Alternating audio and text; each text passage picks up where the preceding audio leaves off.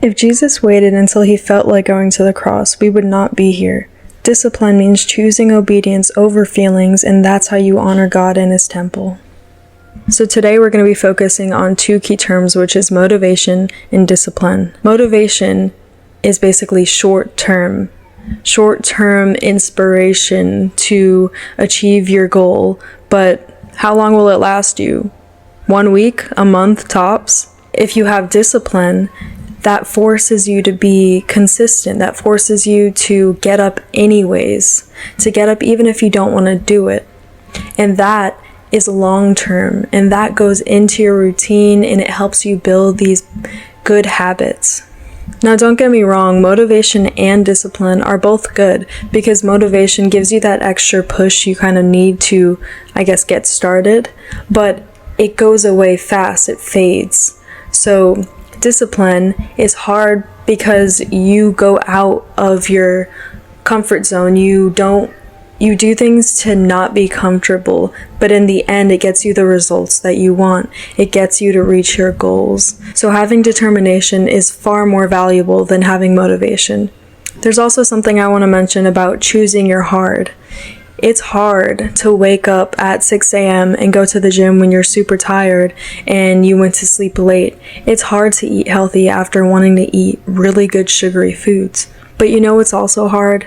It's hard waking up 5 years later and realizing you're still in the same place as you are today. So it's really about choosing your hard. Would you rather live your life having no regrets, or live your life and you keep snoozing your alarm, you keep doing the things you know you're not supposed to be doing, but you're here right now in the present moment. You have the choice to change for tomorrow. Excuses make today easier and tomorrow harder and the rest of your life harder. But discipline makes today harder, but it will get easier tomorrow and the next day and for the rest of your life. Discipline builds habits. So another thing I want to touch on is having so many goals and you don't know where to start and you end up getting burnt out. Which in my case, I do this a lot. I know a lot of other people do it too, because some people are very ambitious and they have 10 goals that they want to achieve in the span of 6 months, which is, it could be done, but it's not realistic and you will get burnt out. So the way to prevent burnout is to do things, take one goal, 1 or 2 goals, but you'll be able to focus on one goal better than 2 goals, obviously. And you want to take that goal and break it up into small steps and make it into an action plan, so you can do these small steps every single day to help you reach that goal in the time frame. And you might be thinking, okay, but what about the other goals? I need to get my other goals too. You need to do 1 or 2 at a time so you don't feel overwhelmed and get burnt out before you reach them. You want to make it into a habit so it gets stuck into your routine, so you go a day and you can't even go without it. So you want it to be like that until you add another goal in, because once it's like that, it'll be set in your routine, so then you can add another one without feeling overwhelmed. And if it's hard for you to be disciplined, have self-discipline, which, trust me, I'm still learning this as I go. It's really hard for me to get up in the morning sometimes, but the thing that helps me is not thinking about myself and realizing that this is God's temple. This is the temple in which the Holy Spirit dwells in, so I'm doing it for Him. I'm taking care of my mental health, of my physical health, of my health, period. And that will in turn help me be more in God's will and spread the word to the people and look more presentable for people to feel comfortable to come up to me and speak to me. And so I can help them in some sort of way by planting seeds. And another way I like to think about it is, let's say tonight I make a promise to my tomorrow self and be like, you are getting up at 6 a.m. in the morning and doing a hip mobility routine or going to the gym, something like that. And if I wake up tomorrow at 6 a.m. and snooze my alarm, I'm not trustworthy. that means I don't trust myself. I don't take myself seriously. I heard someone say this once, and they said that if you have a friend and you constantly are trying to make plans with them, and they're trying to make plans with you too, you say, I'll meet you here on Saturday for the movies or something, and you go and you meet them on Saturday and they're not there, and they have no explanation why they're just not there. How are you going to feel about that friend? Like, are you still going to want to hang out with them? Probably not, because they're unreliable. They don't take you seriously. And that will cause you to have a iffy relationship with them. So that's exactly what happens to you.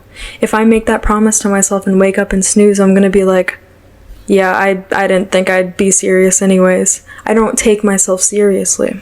So it's really important, even if you really don't want to do it, just to get up and do it anyways, because then you'll start making promises to yourself. You'll start actually being trustworthy to yourself. So that will build the connection with you, which will help all the connections, period.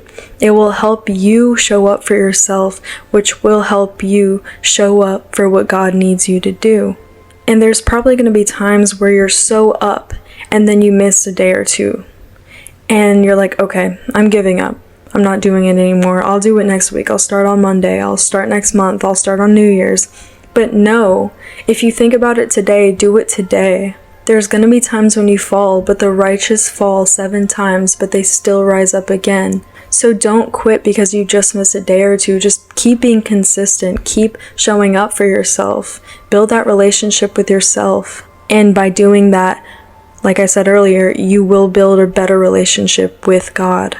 Now, discipline could be so physically and mentally draining sometimes, but think about it like this.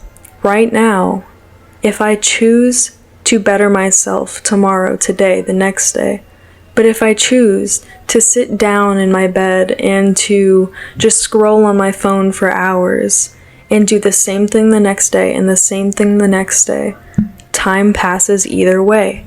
So would you rather do the harder thing and time passes, or still be in the same spot? It's a no-brainer at that point. You have to think of it like you're bettering yourself.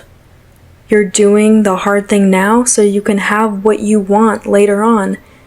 And if you're not changing what you're doing now, you're actively choosing to still be in the situation that you're in. So don't wait for the motivation to come. Just pray and ask God to give you the discipline, the self-discipline you need to move forward and glorify Him and do better for yourself and grow yourself. I really hope this video helped you guys. I wanted to do something a little different because I was personally struggling with discipline, and I did a ton of research and I asked God to give me tips. I asked Him to help me through the situation I'm going through, and He really showed up. So I wanted to teach you what I have been taught. I also got a mic, as you can see. Hopefully my audio is a little better, but thank you guys for watching. Bye, love you.